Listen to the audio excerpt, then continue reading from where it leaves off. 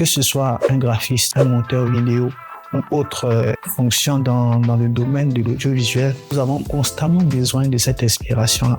Pourquoi? D'abord, afin de pouvoir proposer quelque chose d'original qui correspond aux besoins de notre client ou aux besoins de la personne en fait qui nous a demandé de pouvoir faire un projet ou un travail. Et cette inspiration-là, c'est elle qui va nous permettre de nous démarquer de tout ce qui se fait, on va dire, dans le monde du graphisme, de l'audiovisuel, etc. et qui va attirer plus ou moins ceux qui sont destinés à ce projet-là, c'est-à-dire la cible. Et donc, l'inspiration, comme vous le constatez, est quelque chose de très primordial. Alors, comment trouver l'inspiration? Je pense que l'inspiration se trouve partout, en marchant, en contemplant la nature, dans tout ce que nous regardons, dans tout ce que nous voyons. Et au-delà de toutes ces choses, lui qui donne l'inspiration, même si on ne sait pas, on n'arrive pas à le définir comme il se doit, mais la personne qui donne l'inspiration, c'est Dieu. En tout cas, moi, me concernant, c'est Dieu. Et Dieu, c'est celui-là qui est au commencement de toutes choses. Et avant même que la terre n'existe, avant même que tout ce qu'on voit, toute cette beauté-là n'existe, Dieu était là. Et c'est lui qui a conçu toutes ces choses. Donc, quand on cherche l'inspiration, je pense qu'il n'y a pas deux voies. On connaît d'où vient l'inspiration et dans tout projet, il faudrait que vous puissiez inviter Dieu dans ce projet-là. Parce que l'inspiration, elle est divine, selon moi. L'inspiration est divine.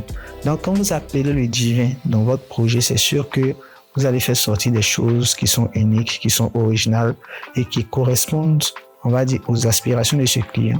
Parce que ce client aussi, il se projette dans son imagination, dans sa conception. Et son imagination, ça fait appel à peut-être tout ce qu'il ressent, tout ce qu'il a vu autour de lui, tout. Mais Dieu qui connaît toute personne, puisque c'est lui le créateur de toutes choses, il peut mettre en fait dans ton esprit ce qui correspond exactement à ce que le client veut. Vous voyez, donc c'est pourquoi dans tout ce que vous faites, invoquez Dieu avant de commencer un travail.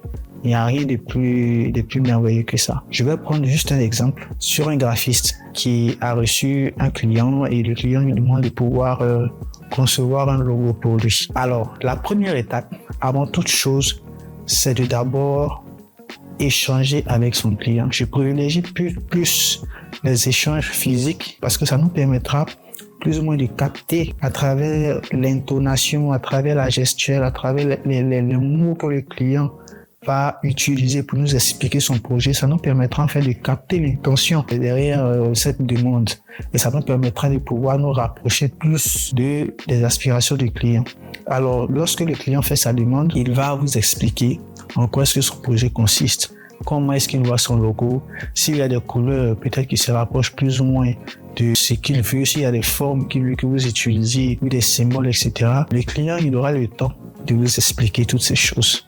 Et pour aller plus loin, en agence, par exemple, on a un dossier qu'on appelle un brief. Le brief, en fait, il va consigner toutes les caractéristiques, toutes les exigences, tout ce que le client souhaiterait voir dans son logo.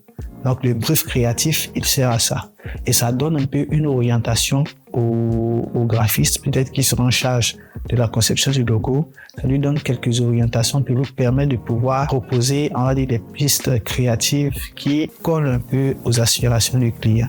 Donc, en tant que spécialiste des métiers de l'image, je pense que le brief créatif, ou du moins les échanges avec le client, sont des éléments déjà déterminants avant même de parler d'inspiration, parce que c'est sur cette base-là en fait que vous allez vous projeter. Alors, une fois les échanges terminés avec votre client, une fois le brief créatif reçu, il s'agirait maintenant de passer à la conception en tant que telle. La première chose, c'est d'abord créer un mood board. Un mood board, comme son nom l'indique, c'est en anglais. Donc, c'est, on va dire, un mur de tendance, si vous voulez. Donc, ça peut être un dossier que vous allez créer sur votre ordinateur et vous allez consigner en fait tous les éléments visuels que vous allez rechercher sur Internet qui se rapprochent plus ou moins de ce que le client demande. Donc, en termes de couleur, en termes de police d'écriture, en termes de forme, vous allez créer un dossier où vous allez mettre, si vous voulez, tous ces éléments-là. Et sur Internet également, il y a des logiciels qui vous permettent de pouvoir créer ces murs de tendance-là. Donc, c'est-à-dire que plaquer ces différentes images-là sur une sorte de planche, il y a des applications qui vous permettent de pouvoir concevoir ce genre d'éléments-là. Et vous allez plus ou moins plaquer ces différents éléments-là. de sorte que de façon visuelle, vous puissiez vous projeter en fait à travers ce mur de tendance-là. Donc, ça vous donnera de voir dans un premier temps qu'est-ce qui se fait ailleurs en termes de conception de logo, quelles sont les tendances déjà qui prévalent en fait actuellement, et est-ce que ces tendances-là rentrent un peu dans les exigences de votre client. Donc, il s'agira pour vous de pouvoir analyser de façon visuelle toutes ces différentes caractéristiques-là et essayer de vous orienter dans une caractéristique bien précise. Donc, si vous voulez partir, par exemple, sur une police d'écriture pour le logo, avec ce mood board-là, ça vous permettra de trouver l'orientation. Ou si vous voulez partir sur des formes géométriques, ça vous permettra de pouvoir vous orienter à travers ce mood board-là. Donc, c'est un outil sur lequel vous pouvez vous appuyer, en fait, pour pouvoir décider quoi faire, quelle orientation adopter par rapport au logo.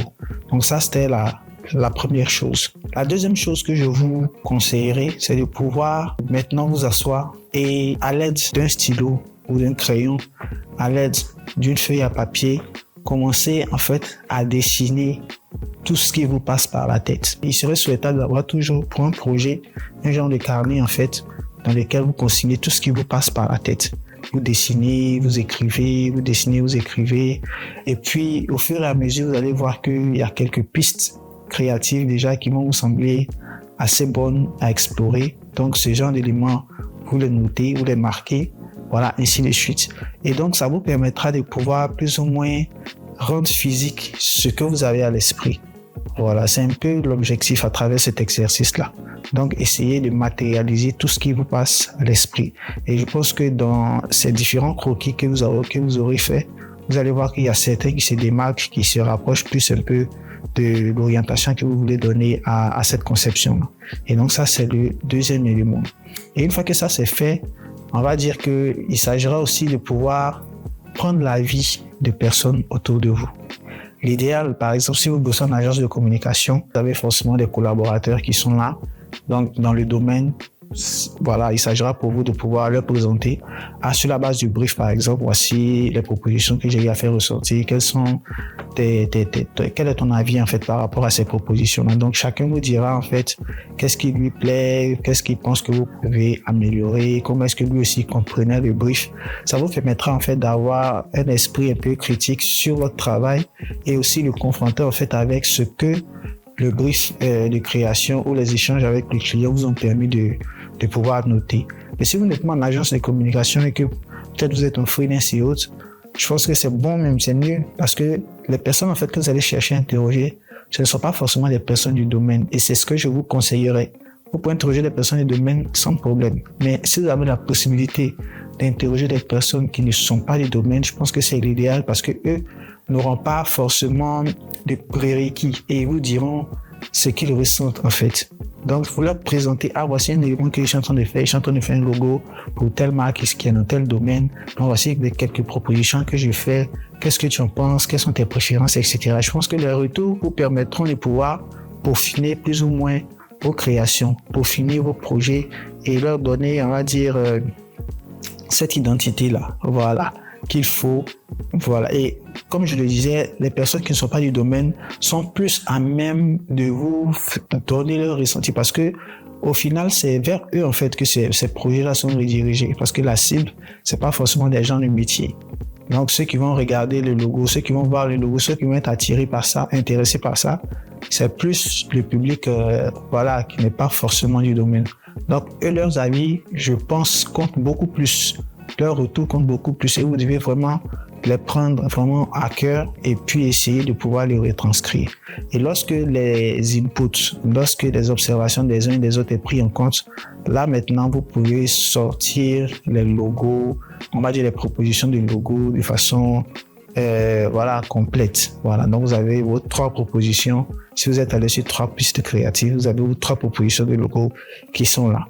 Et on peut dire que voilà, le travail, il est terminé. Je pense que après ça, une fois que le logo est validé, vous pouvez passer maintenant à la suite avec votre client. Donc voici un peu ce que j'avais souhaité partager avec vous. J'espère que cet élément-là a été instructif. Il y a beaucoup d'éléments qui vous serviront. En tout cas, c'est ce que je souhaite. Et on se dit à bientôt pour une prochaine vidéo.